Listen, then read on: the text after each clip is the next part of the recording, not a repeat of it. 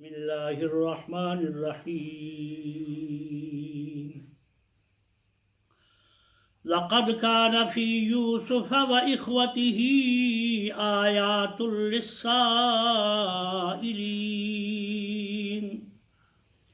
إذ قالوا ليوسف وأخوه أحب إلى أبينا منا ونحن عصبة إن أبانا لفي ضلال مبين اقتلوا يوسف أو اطرحوه أرضا يخل لكم وجه أبيكم وتكونوا من بعده قوما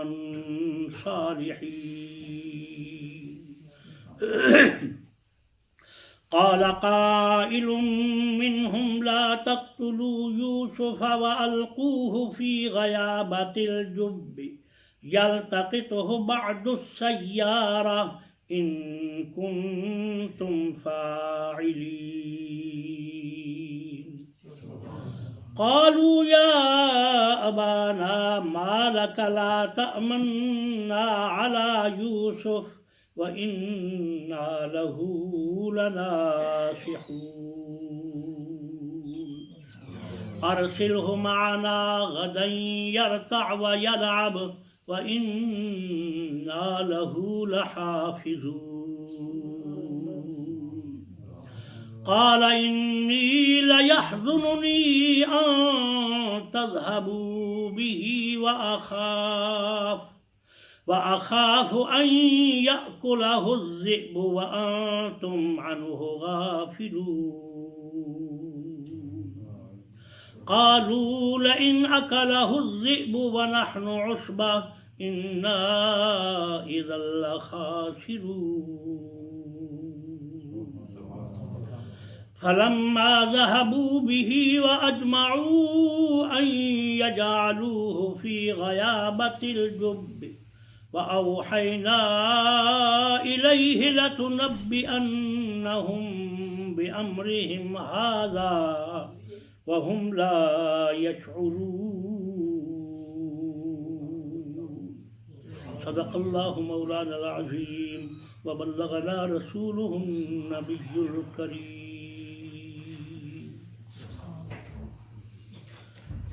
سورہ یوسف کے پہلے رکوع کا درس پچھلے جمعرات کو الحمدللہ ہمیں نصیب ہوا۔ آج یہ سورہ یوسف کا دوسرا رکوع ہے جس کا آغاز ہم نے کیا ہے۔ اللہ تعالی ہمیں اپنا پاک کلام صحیح پڑھنے، سننے، سمجھنے اور اس پر عمل کرنے کی توفیق عطا فرمائے۔ حضور نبی کریم رؤوف الرحیم صلی اللہ علیہ وآلہ وسلم پر یہ سورۃ پاک نازل ہوئی، اس کی حکمتیں میں پہلے پچھلے درس میں عرض کر چکا ہوں۔ یہاں بات آگے چل رہی ہے کہ حضرت یوسف علیہ السلام کو خواب آیا اور انہوں نے اپنے والد محترم حضرت یعقوب علیہ السلام کو اپنا خواب سنایا کہ میں خواب میں دیکھتا یہ ہوں کہ 11 ستارے اور ایک چاند اور ایک سورج یہ مجھے سجدہ کر رہے ہیں۔ تو حضرت یعقوب علیہ السلام نے سمپل کہا، بیٹا یہ خواب کسی کو بتانا نہیں ہے، اپنے بھائیوں میں سے کسی کو بھی۔ حضرت یوسف علیہ السلام والد کی یہاں علماء اکرام نے جب وہ کوئی بات چھیڑتے ہیں نا تو بڑی گہرائی تک جاتے ہیں کہ کہیں کوئی کنفیوژن رہ نہ جائے، اور یہ قرآن جو ہدایت کے لیے اللہ نے نازل کیا تھا کہ مسلمان ہو کر بھی کہیں اس سے گمراہی حاصل نہ کرنا شروع کر دیں۔ وہ فرماتے ہیں کہ حضرت یعقوب علیہ السلام نے جب حضرت یوسف علیہ السلام جو ان کے بیٹے تھے ان کو منع کیا تھا کہ یہ خواب تم نے بھائیوں کو نہیں بتانا، تو اب مفسرین فرماتے ہیں کہ حضرت یوسف علیہ السلام کی عمر اس وقت 12 سال کے قریب تھی۔ کچھ مفسرین نے 12 سے زیادہ لکھی ہے اور کچھ مفسرین نے 12 سال کی عمر۔ تو 12 سال کی عمر کا بندہ عموماً بالغ بھی ہوتا ہے اور سمجھدار بھی ہوتا ہے۔ تو کہتے ہیں کہ اب بھائیوں کو حضرت یوسف علیہ السلام نے یہ خواب بتایا کیوں؟ مفسرین فرماتے ہیں کہ حضرت یوسف علیہ السلام نے یہ خواب اپنے بھائیوں کو نہیں بتایا تھا۔ جب حضرت یوسف علیہ السلام اپنے والد کو یہ خواب سنا رہے تھے تو ان بھائیوں میں سے کوئی بھائی یہ خواب سن رہا تھا۔ اگر یہ مانے کہ بھائی نے ان کو بتایا، حضرت یوسف علیہ السلام نے خواب سنایا، جس میں بھی ممکن ہے، پھر علماء سبحان اللہ وہ کوئی نہ کوئی ایسی حکمت ضرور تلاش کر لیتے ہیں کہ اللہ کے نبی پر کسی قسم کا الزام نہ آئے۔ یعنی یہ ہو سکتا تھا کہ کہتا جی جب باپ نے منع کیا تھا تو ہمیں لوگ کہتے ہیں کہ جی والد کی بات ماننی چاہیے، ان کی فرما برداری کرنی چاہیے، تو یوسف علیہ السلام نے اپنے والد کی فرما برداری کیوں نہ کی؟ تو اس میں شان نبوت پر حرف آتا تھا۔ اس لیے علماء فرماتے ہیں اگر ایسا ہوتا بھی، یعنی یوسف علیہ السلام کوئی بات یہ خواب والی اپنے بھائیوں کو بتا بھی دیتے تو اس میں یوسف علیہ السلام پر الزام نہ آتا۔ کیوں؟ کبھی ایسا ہوتا ہے کہ بندہ خوشی میں پھولا نہیں سماتا، جب اتنی خوشی ہوتی ہے اتنی زیادہ تو بندے کو ہوش ہی نہیں رہتا کہ میں کیا کہہ رہا ہوں اور مجھے کیا کہنا ہے۔ تو جب ایسا کوئی واقعہ پیش آ جائے کہ بندہ خوشی کے مارے پھولا نہ سمائے اور اس کی زبان سے بغیر سوچے اور بغیر ارادے کے کوئی بات نکل جائے تو اللہ کی بارگاہ میں اس کی گرفت نہیں ہوتی۔ یعنی علماء نے یہی ہے علماء جو انبیاء کرام علیہ السلام پر آنے والے کسی قسم کے بھی الزام یا بری سوچ کی صفائی پیش کیا کرتے ہیں۔ اچھا یہ ایک وجہ۔ اب یہاں میں ایک اور بات عرض کروں، مسئلے کی ہے، اس میں تھوڑی سی احتیاط کی ضرورت ہے۔ اگر کوئی بندہ اپنی بیوی کو طلاق کہتا ہے اور کہہ دیتا ہے تینوں بیک وقت، اب علماء اس سے سوال کرتے ہیں بیوی سے یا جو اس وقت گواہ ہو اس سے کہ جب اس نے طلاق کہی تھی، یعنی 3 طلاق اکٹھی، تو اس وقت اس کی کیفیت کیا تھی؟ اگر تو وہ اس بات کرنے میں، طلاق دینے میں کوئی اس کا سٹائل ایسا ہو کہ پتہ چلے کہ اس کا بالکل دماغ خراب ہو چکا ہے اور وہ بس اپنے بازو پر اٹھا رہا ہے، آستینے چڑھا رہا ہے اور دیکھتا ہے کہ مجھے کوئی شے مل جائے تو میں اس کو مار کر میں قتل کر دوں، جان چھوٹ جائے، مفسرین اور یہاں فقہا فرماتے ہیں کہ اس کی کیفیت کو دیکھا جائے گا، گواہوں سے گواہی طلب کی جائے گی، بیوی سے پوچھا جائے گا جب تمہیں یہ طلاق کہہ رہا تھا اس کی پوزیشن کیا تھی؟ اگر وہ کہے یہ اتنا غصے میں تھا، اس کے منہ سے پانی بہہ رہا تھا، آنکھوں سے بھی غصے سے سرخ تھیں اور یہ اس طرح لگتا تھا جیسے یہ مجھے قتل کر دے گا، تو مفتیان کرام کیا فتویٰ دیتے ہیں؟ ایسی صورت میں طلاق کیونکہ بندہ یہ جو اگر ہوش میں ہو، جان بوجھ کر، یہاں پیچھے دنوں ایک واقعہ ایسا پیش آیا تھا تو میں نے عرض یہ کرنا ہے کہ کبھی انسان کی ایسی کیفیت ہوتی ہے کہ اس کیفیت کی وجہ سے شریعت، یعنی یہ جھوٹ نہیں بولنا کہ نہیں جی تھی ایسی ہی، اب اگر جھوٹ بولے تو مفتی نے فتویٰ شریعت کے اصولوں کے مطابق دینا ہے، اور اگر اس نے کوئی اس میں جھوٹ بولا تو جھوٹ اس پر ہے، مفتی پر کسی قسم کا گناہ نہیں ہے۔ تو وہ کہتے ہیں کہ بندے کی مینٹالٹی، اس وقت سوچ کیا تھی، اس سوچ کے مطابق فتویٰ ہوتا ہے۔ یہاں پھر علماء نے اسی کو مثال بنایا اور فرماتے ہیں کہ فقہا نے جو یہ طلاق کا واقعہ بتایا، اصل میں بات یہ ہے بندے پر کبھی کیفیت ایسی آتی ہے، وہ اتنا زیادہ غصے میں ہوتا ہے یا اتنا زیادہ خوشی میں ہوتا ہے۔ آپ کو وہ حدیث کریمہ یاد ہوگی، حضور نبی کریم صلی اللہ علیہ وآلہ وسلم نے خود بیان کی ہے، اور اس میں اب جو کچھ اس نے خود اللہ کے بارے میں کہنا ہے وہ اپنے بارے میں کہہ رہا ہے،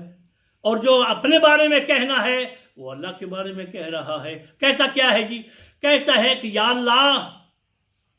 مجھے پتا ہے کہ میں ہی بخشنے والا ہوں، تجھے میرے سوائے کوئی بخشنے والا نہیں۔ اب اس نے کہنا کیا تھا؟ یعنی وہ اس طریقے سے حالت اس کی یہ ہے، کہنا یہ تھا کہ یا اللہ تو ہی بخشنے والا ہے، میں جانتا ہوں کہ تیرے سوا کوئی بخشنے والا نہیں۔ سرکار فرماتے ہیں صلی اللہ علیہ وسلم، اللہ نے فرمایا یہ کہنا چاہتا تھا، میں جانتا ہوں اس کے دل کو، تو میں نے اس کی توبہ کو قبول کر کے اس کو معاف کر دیا۔ کبھی ایسی کیفیت ہوتی ہے۔ تو حضرت یوسف علیہ السلام اتنی بڑی خواب اور اتنی بڑی خوشخبری جس کی وجہ سے اگر کوئی اس پر الزام لگائے کہ یوسف علیہ السلام کو جب باپ نے منع کیا تھا، پہلے تو یہ کہ بتایا ہی نہیں، خود نہیں بتایا، اور دوسرا یہ اگر بتایا بھی ہوتا تو یہ خوشی میں پھولے نہ سما سکنے سے اس وقت بندہ اپنی سوچ سے باہر ہوتا ہے، کنٹرول نہیں رکھ سکتا، تو شریعت مطہرہ نے ایسی صورت میں اس کو معاف کیا ہے۔ پھر اگلی تیسری بات یہ ہے کہ اللہ کی حکمت تھی، بہرحال علماء اس طرف نہیں گئے، انہوں نے یہی کہا ہے کہ اگر سوچ کسی کی یہ ہو کہ اللہ کا نبی ہو کر پھر ایسے کیوں کرتا ہے، آگے پھر جو الزام ہے ان کا جواب رب العالمین کے قرآن کے حوالے سے مفسرین کرام رحمہ اللہ دیتے ہیں۔ حضرت یوسف علیہ السلام کو اللہ نے یہ خواب کی پہلی بات یہ ارشاد فرمائی، اور حضرت یوسف علیہ السلام کا خواب سن کر یعقوب علیہ السلام نے ان کو اس کے خواب کی تعبیر ساری نہ بتائی، صرف اشارہ کیا کیا کہ یہ اللہ کی ایک بہت بڑی نعمت ہے جو تجھے رب العالمین جل جلالہ ان قریب عطا فرمانے والے ہیں۔ وَكَذَلِكَ يَجْتَبِيكَ رَبُّكَ وَيُعَلِّمُكَ مِن تَأْوِيلِ الْأَحَادِيثِ، اور اسی طرح رب العالمین جل جلالہ تمہیں منتخب فرمائے گا۔ اچھا، یہ بات اگر ذہن میں رہے، اگلی جتنی باتیں آ رہی ہیں جس میں حضرت یعقوب علیہ السلام پر اعتراضات متوقع، اور سب کا جواب یہیں آ گیا۔ اس خواب میں حضرت یعقوب علیہ السلام فرماتے ہیں کہ اللہ تبارک و تعالی جل جلالہ تمہیں منتخب فرمائے گا، تجھے مجتبی بنائے گا۔ وَكَذَلِكَ يَجْتَبِيكَ رَبُّكَ وَيُعَلِّمُكَ مِن تَأْوِيلِ الْأَحَادِيثِ، اور تجھے سکھائے گا تعویل حدیث۔ اب تعویل حدیث کا ایک معنی جو ہے وہ مفسرین یہ فرماتے ہیں کہ خواب کی تعبیر کو تعویل حدیث کہتے ہیں۔ دوسرا فرماتے ہیں اس کو اللہ تبارک و تعالیٰ نے لمیٹڈ اور مقید نہیں کیا۔ حضرت یعقوب علیہ السلام فرما یہ رہے ہیں کہ رب العالمین جل جلالہ نے خواب میں تمہیں یہ بتایا ہے تمہیں ایسی عظمت و مقام ملے گی کہ جو فیوچر کے پلان ہیں ان منصوبہ بندی اور پلانوں میں خدا تمہیں صحیح ڈائریکشن اور قوت عطا فرمائے گا۔ تو یہ کام کرنا ہے، یہ کرنا ہے، یہ نہیں کرنا، یعنی اس سے مراد صرف خواب کی تعبیر ہی نہیں ہے، بلکہ فرمایا کہ رب العالمین جل جلالہ نے یہ نعمت یعقوب علیہ السلام کی اولاد کو بھی عطا فرمائی۔ یہ میں پچھلی جمعرات کو عرض کر چکا ہوں۔ یہاں اللہ ارشاد فرما رہا ہے کہ یہ سارا واقعہ جو ہم سورہ یوسف میں یوسف علیہ السلام کا بیان کر رہے ہیں، لَقَدْ كَانَ فِي يُوسُفَ وَإِخْوَتِهِ آيَاتٌ لِلسَّائِلِينَ، حضرت یوسف علیہ السلام اور ان کے بھائیوں کے اس قصے میں سوال کرنے والے سائلوں کے لیے بہت سی نشانیاں ہیں۔ کن کے لیے نشانیاں؟ کن کے لیے جی؟ سائلین کے لیے۔ سائلین کون تھے؟ سوال کرنے والے، ان میں مشرکین بھی ملے ہوئے تھے اور یہودی تھے۔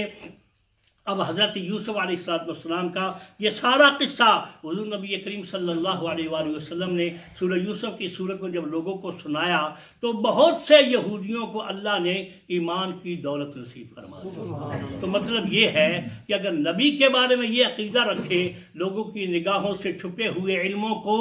اللہ اپنے حبیب نبی کو عطا فرماتا ہے اور اس نے فرمایا ہے تو یہ ہدایت کا سبب بنتا ہے، گمراہی کا سبب نہیں بنتا۔ یعنی یہ عقیدہ رکھنا نہیں جی حضور کو کوئی پتہ نہیں تھا تو یہ بے ایمانی کا سبب بنتا ہے، لیکن فیوچر کی باتوں کے علم کا یقین رکھنا اور عقیدہ رکھنا یہ ہدایت کا سبب بنتا ہے۔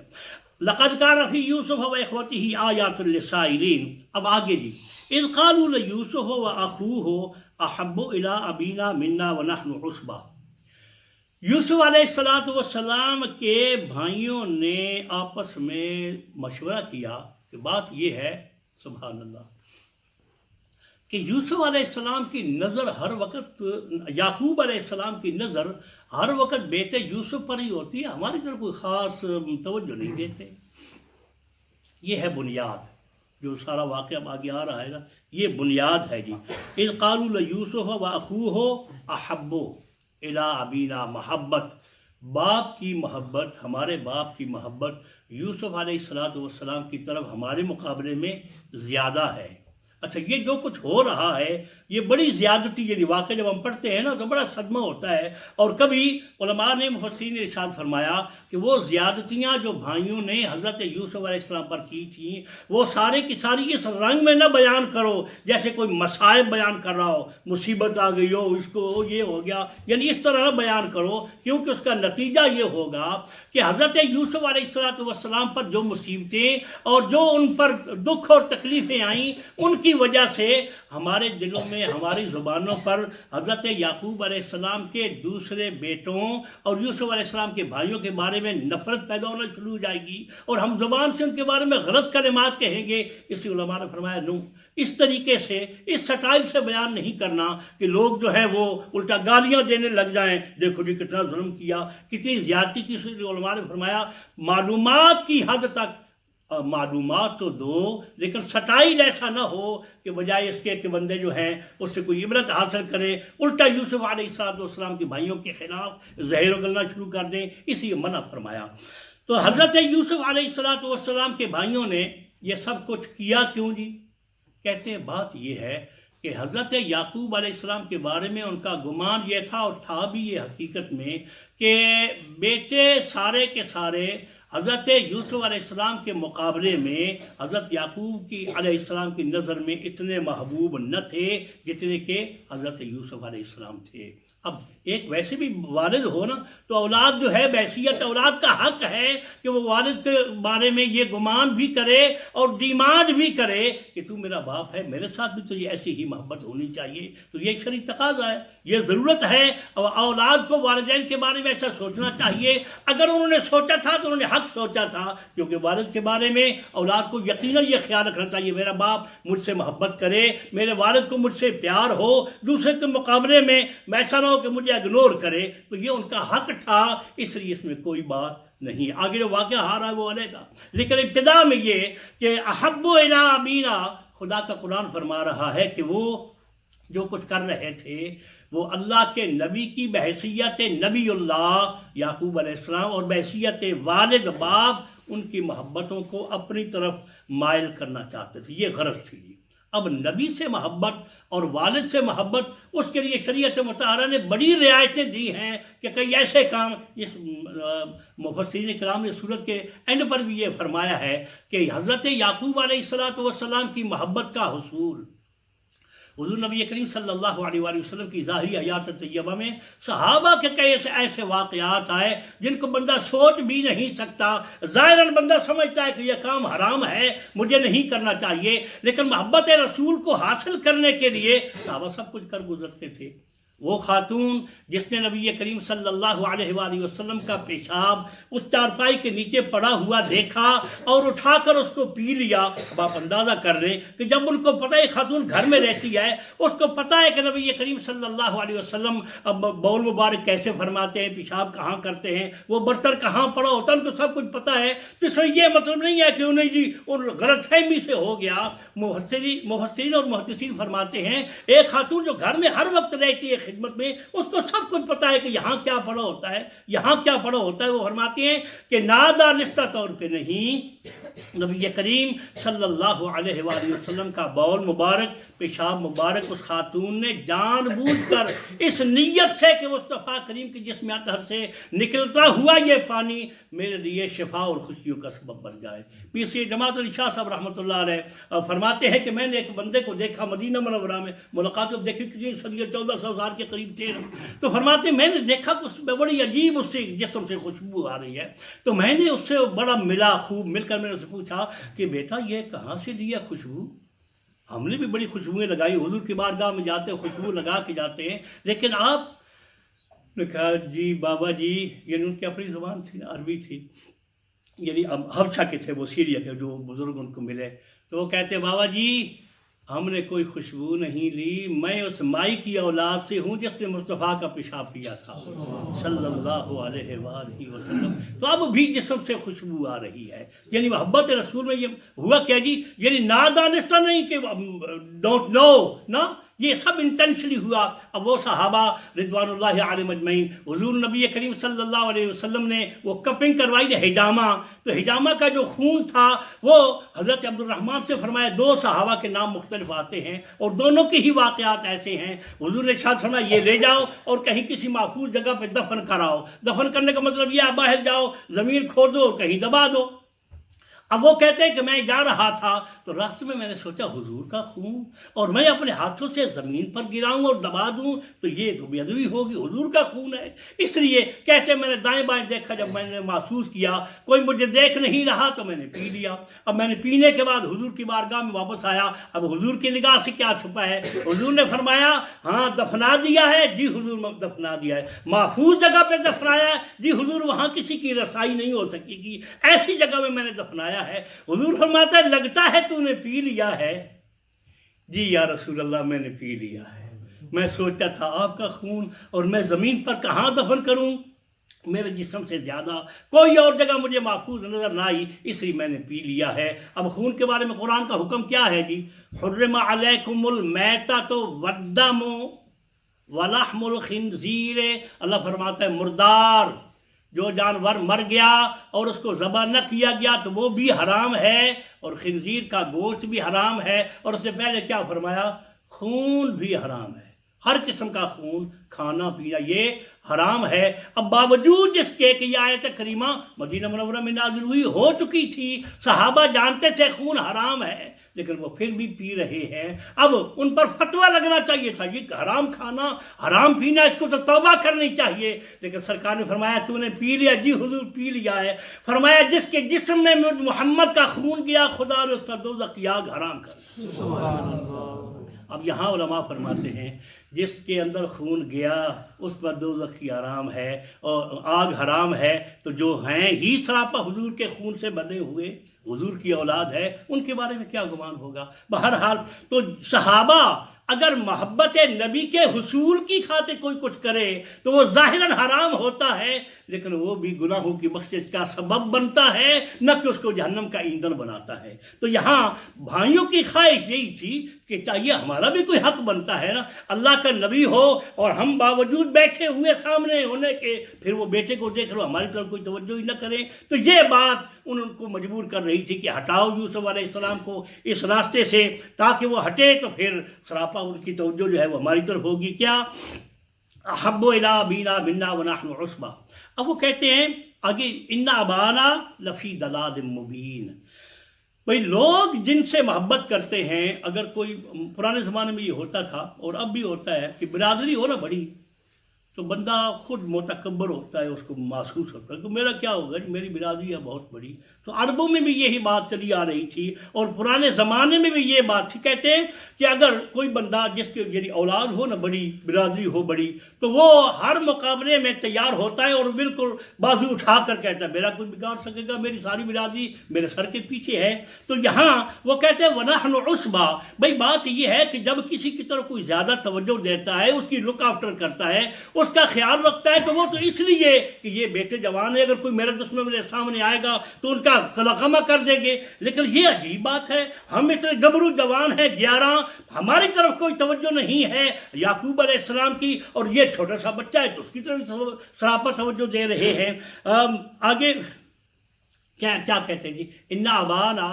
اب یہ دلال مبین کا لفظ جو ہے یہ بڑا بھاری ہے جی۔ انا بے شک ابانا ہمارا باپ لفی دلال مبین، عموماً دلال کیا ہوتے ہیں جی؟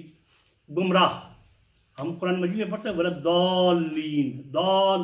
گمراہ، تو دلال گمراہی، مبین کھلی جلی، یعنی بالکل صاف نظر آ رہی کہ یہ تو کام غلط ہے۔ تو علماء فرماتے ہیں چونکہ یہ نبی کے بارے میں لفظ ہے اس لیے خبردار کوئی بندہ بھی اس کو گمراہی نہ کہے۔ وہ کیا کہے؟ محبت یوسف میں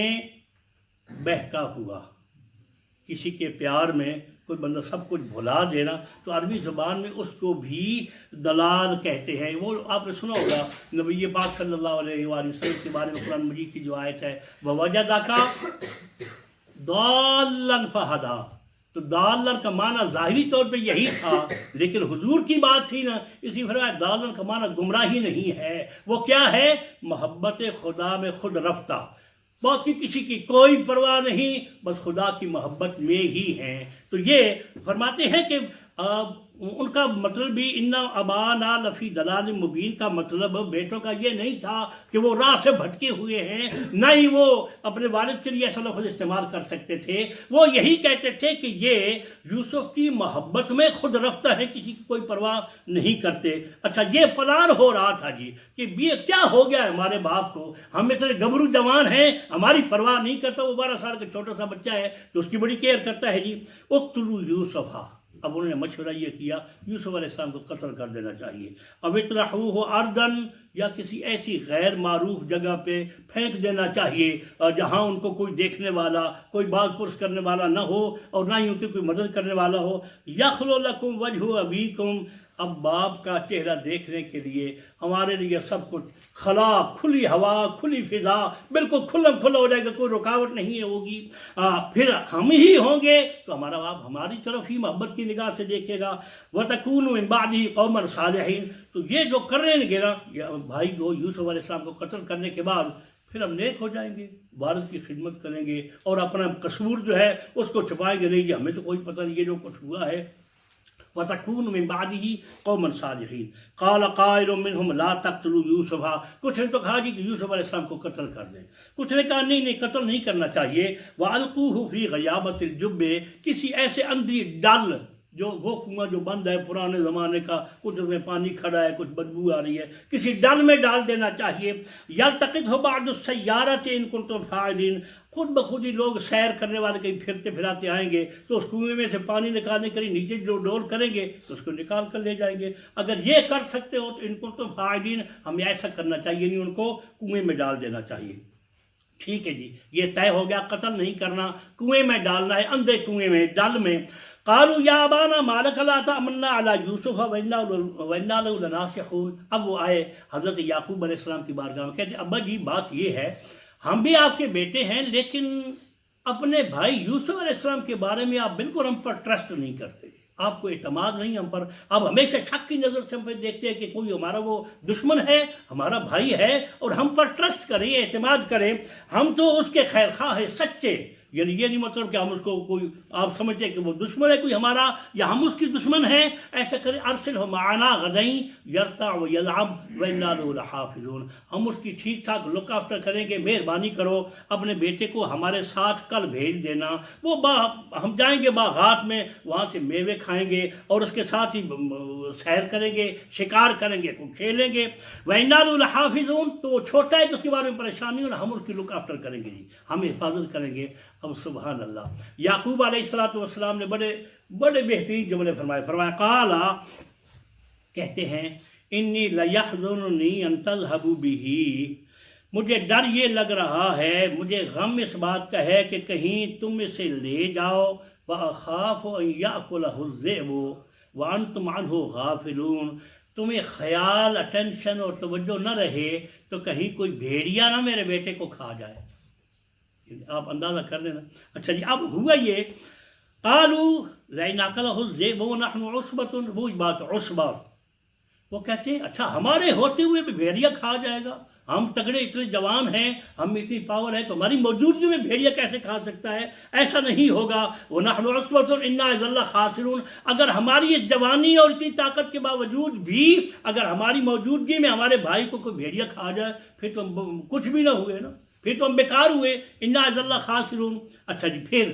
فَلَمَّا ذَهَبُوا بِهِ وَأَجْمَعُوا أَن يَجْعَلُوهُ فِي غَيَابَةِ الْجُبِّ، پھر حضرت یعقوب علیہ السلام مان گئے ان کی بات کو، ٹھیک ہے لے جاؤ، تو اس کو اجازت دے دی، یوسف علیہ السلام ان کے ساتھ گئے اور ان یجعلوه فی غیابۃ الجب، انہوں نے یہی کیا کہ اس کو کنویں میں ڈال دیا یوسف علیہ السلام کو۔ اب سبحان اللہ، اللہ فرماتا ہے وَأَوْحَيْنَا إِلَيْهِ لَتُنَبِّئَنَّهُمْ بِأَمْرِهِمْ هَذَا وَهُمْ لَا يَشْعُرُونَ، اس وقت ہم نے یوسف علیہ السلام پر وحی کی، فرمایا گھبرانے کی کوئی ضرورت نہیں، پریشان نہیں ہونا، ان کو کوئی نہیں پتا جنہوں نے تمہارے ساتھ یہ سلوک کیا ہے، ہم جانتے ہیں کہ ہم تمہیں سمندر سے لے جا کر کہاں لے جانا چاہتے ہیں۔ اینڈ کیا ہوا تھا یوسف علیہ السلام کا؟ اللہ نے ان کو مصر کی حکومت عطا فرما دی۔ اب اس کے بعد پھر جب یہ بھائی واپس گئے تھے انہوں نے کیا کیا؟ اللہ تبارک و تعالی ہمیں اپنا پاک کلام سمجھنے کی توفیق دے، زندگی وفات کی تو آئندہ انشاءاللہ حضور کی بارگاہ میں سلام پڑھتے ہیں۔ واخر دعوانا